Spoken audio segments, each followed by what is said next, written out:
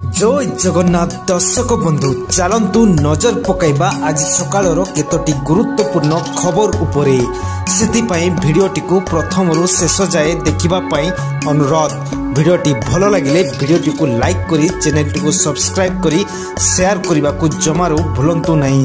तेबे चलतु नजर पकाइबा आज सकाळर केतोटी गुरुत्वपूर्ण खबर उपरे।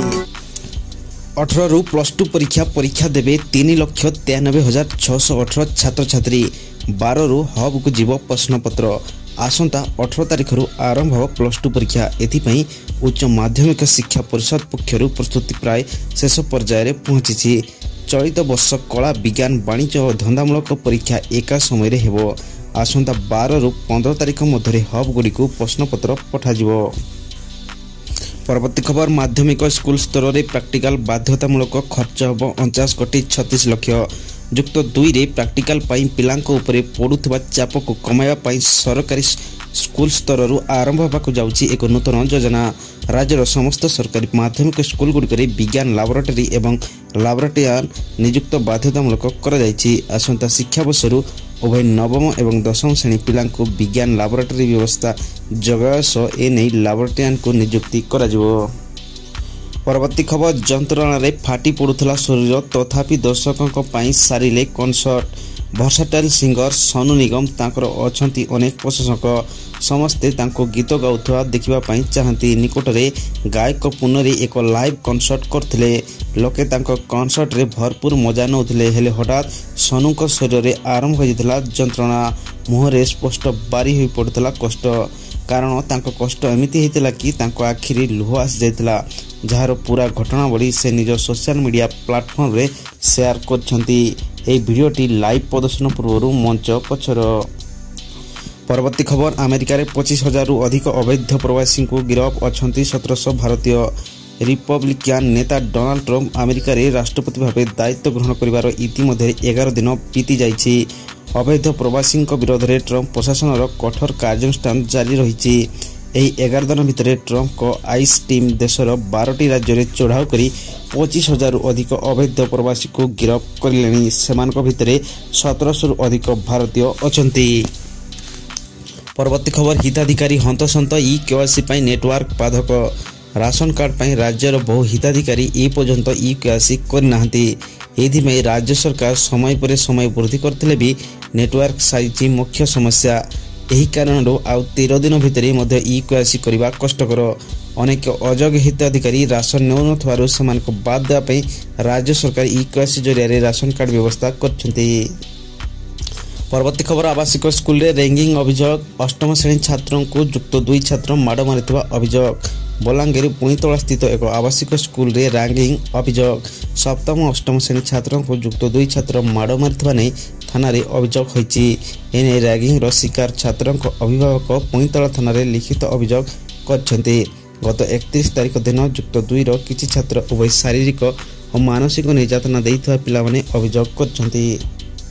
परवर्ती खबर खंडगिरी यात्रा रे अश्लील नाच कले बाजीबो ठेंगा। 12 भुजांको पाखरे ठेंगा पूजा कले एकामर विधायक बाबू सिंह।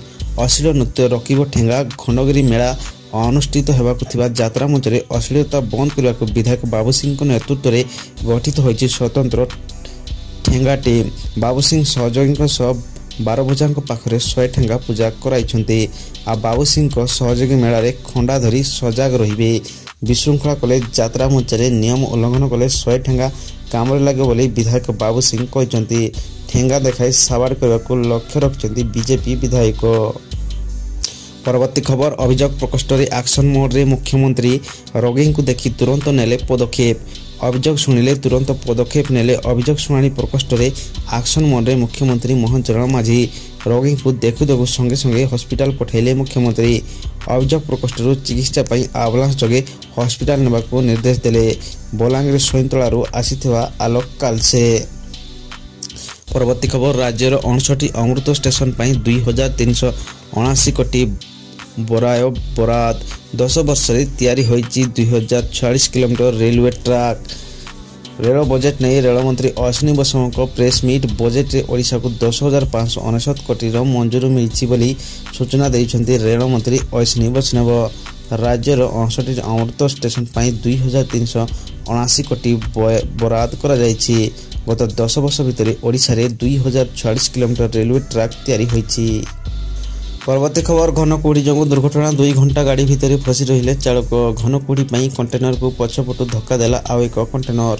ଅଗ୍ନିଶମ ବିଭାଗର ପ୍ରାୟ 2 ଘଣ୍ଟାର ପରିଶ୍ରମ ପରେ କ୍ୟାବିନ୍ରେ ଚାପି ଡ୍ରାଇଭରଙ୍କୁ ଗୁରୁତର ଅବସ୍ଥାରେ ଉଦ୍ଧାର କରାଯାଇଛି।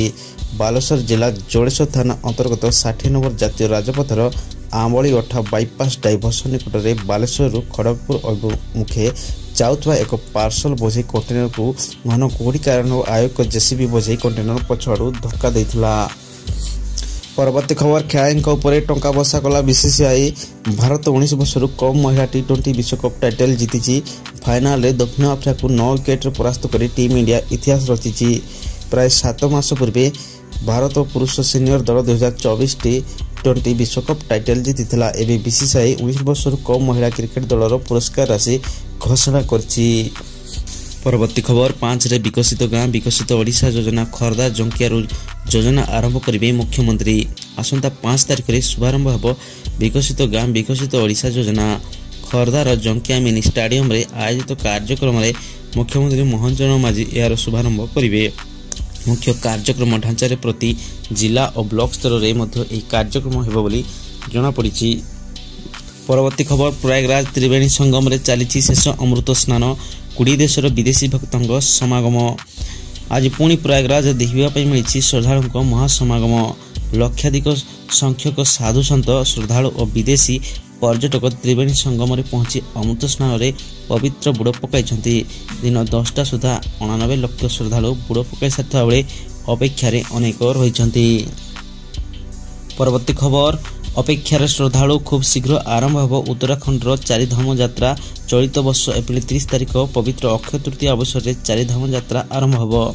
ଗତ ବର୍ଷ ପ୍ରାୟ 11 ଲକ୍ଷ ଭକ୍ତ ବଦ୍ରିନାଥ ଦର୍ଶନ କରିଥିଲେ। ଏହିପରି 13.5 ଲକ୍ଷ ଶ୍ରଦ୍ଧାଳୁ କେଦାରନାଥ ଯାତ୍ରା କରିଥିଲେ। ଏଥର ଉତ୍ତରାଖଣ୍ଡର ଚାରିଧାମ ଗଙ୍ଗୋତ୍ରୀ, ଯମୁନୋତ୍ରୀ, କେଦାରନାଥ ଓ ବଦ୍ରିନାଥ ଧାମ ଭକ୍ତଙ୍କ ପାଇଁ ଖୁବ୍ ଶୀଘ୍ର ଖୋଲିବା ପାଇଁ ଯାଉଛି।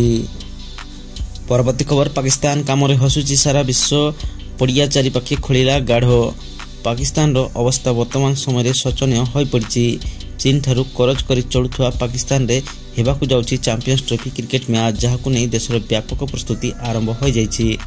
ପାକିସ୍ତାନ ଗଦ୍ଭି ଷ୍ଟାଡିୟମରେ ହେବାକୁ ଯାଉଛି 2ଟି ଅନ୍ତରାଷ୍ଟ୍ରୀୟ ମ୍ୟାଚ୍, ଯାହା ପାଇଁ ଷ୍ଟାଡିୟମର ରୂପରେଖ ବଦଳାଇବାକୁ ସରକାର ଅଣ୍ଟା ଭିଡ଼ିଛନ୍ତି। ଗଦ୍ଭି ଷ୍ଟାଡିୟମରେ ବିଚିତ୍ର ଜିନିଷ କରି ପାକିସ୍ତାନ ଏବେ ଚର୍ଚ୍ଚାରେ। ସୋସିଆଲ ମିଡ଼ିଆରେ ଏହାର ଭିଡ଼ିଓ ଫଟୋ ଭାଇରାଲ ହେବାରେ ଲାଗିଛି। ଗ୍ରାଉଣ୍ଡ ଚାରିପାଖେ ଖାଇ ଖୋଳିଛି ପାକିସ୍ତାନ। ଏହା ପଛର ରହସ୍ୟ ବର୍ତ୍ତମାନ ସୁଦ୍ଧା ସ୍ପଷ୍ଟ ହୋଇନଥିବା ବେଳେ ଆଲୋଚନା ମୁତାବକ ଗ୍ରାଉଣ୍ଡ ମଧ୍ୟକୁ ଲୋକଙ୍କୁ ଅନୁପ୍ରବେଶ ରୋକିବା ଦିଗରେ ଏପରି ଖାଇ ନିର୍ମାଣ କରାଯାଇଛି। ତେବେ ଆଜିର ଖବର ଆଜି ପାଇଁ ଏତିକି। ଭିଡ଼ିଓଟି ଭଲ ଲାଗୁଥିଲେ ଲାଇକ୍ସ ଏବଂ ସବସ୍କ୍ରାଇବ୍ କରିବା ପାଇଁ ଜମାରୁ ଭୁଲି ଯାଆନ୍ତୁ।